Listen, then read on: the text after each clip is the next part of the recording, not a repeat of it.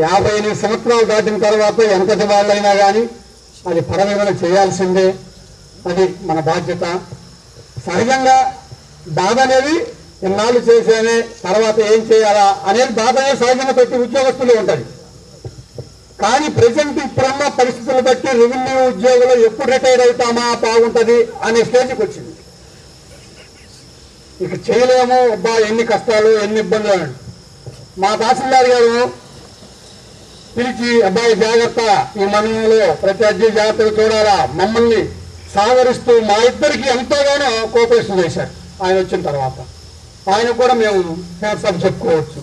ప్రతి విషయానికి కూడా పరిస్థితి అంటే దానికి ఆయన సలహా చెప్పేవాడు, దాని ప్రకారం మేము పోయేవాళ్ళం. దాని మటుకు ప్రతి మండలంలో తహసీల్దారులు ఎంతోమంది చూసా కానీ మా తహసీల్దారు ఇచ్చిన కోఆపరేషన్ మటుకు నాకు చాలా హ్యాపీగా ఉండేది. ధైర్యం ఇంటికి కూడా నిద్రపోయేవాడిని. ఇంతకుముందు ఎంఆర్ఓ చేసినప్పుడు కూడా నిద్రపోయేవాడిని కాదు, రోజు భయం ఉండేది. నేను వచ్చిన తర్వాత చాలా హ్యాపీగా నిద్రపోతున్నాను నేను. కానీ మాకు అటువంటి బాల్యాలు ఉంటే మాకు రిటైర్ అయిన కూడా మాకు హ్యాపీగా ఉండేది. మేము కోరుకుంటున్నాం. నా ఒపీనియన్ అది పరిస్థితి. కాబట్టి రమణయ్య గారు రిటైర్మెంట్ అనేది నాకు కూడా బాధగానే ఉంది. ఏంటంటే ఇంక రేపు ఒక్క నుంచి నా బాధ దేవుడి కనుక నేను ఒక్కడిని మండలం అంతా బాధపడాలంటే చాలా కష్టంగా ఉంటుంది. ఇంతకుముందంటే ఇద్దరు ఉన్నాం కాబట్టి మండలంలో ఆయన బెల్ట్ ఆయన పని చూసేవాడు, నా బెల్ట్ నేను పని చూసుకునేవాడిని. హ్యాపీగా గడిచిపోయాయి. ఇంక రేపు 1వ తారీఖు నుంచి ఈ మండలం మొత్తం బాధ్యత, ఇందాక తహసీల్దార్ గారు అన్నారు బయట బాధ్యత మొత్తం ఇదే ఉంటుందని.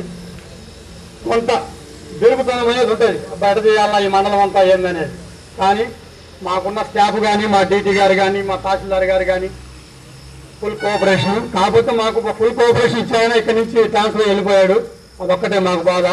ఆయన ఏఎస్ఓ గారు సుబ్రహ్మణ్యం గారు ఆయన ఉంటే కొంత ధైర్యం ఉండేది మా డీటీ గారికి కూడా.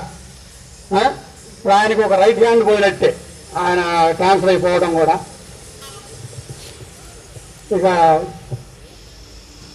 రమణయ్య గారికి చెప్పాలంటే ఆయన ఎప్పుడు దైవభక్తి గలవాడు. నాకెప్పుడు చెప్తుండేవాడు పక్కన కూర్చొని, అబ్బాయి ఈ పుస్తకం చెప్తూ ఇది నేను చెప్పేవాడిని, అయ్యా రెవెన్యూ డిపార్ట్మెంట్లో రిటైర్డ్ అయిన తర్వాత తినొచ్చు కానీ ఇప్పుడు ఎన్ని పనికిరావు, నేను వెళ్ళలేనని చెప్తాను నేను. కానీ ఆయన అనుకోడు. అన్నం తిన తర్వాత కాసేపు ఆయన దైవభక్తి పుస్తకాలు చదువుతుంటాడు. ఇది అంటే నా పక్కన కూర్చోండి. నేను ఉంటాను, అబ్బాయి మనకున్న టెన్షన్కి ఎక్కవు బుర్రకు ఎక్కదు, అబ్బాయి ఇప్పుడు ఏం చెప్పవాక రిటైర్మెంట్ తర్వాత కావాలని కలుసుకున్నామని చెప్పేవాడిని నేను. అది పరిస్థితి. నాకు ఇచ్చిన అవకాశానికి ధన్యవాదాలు.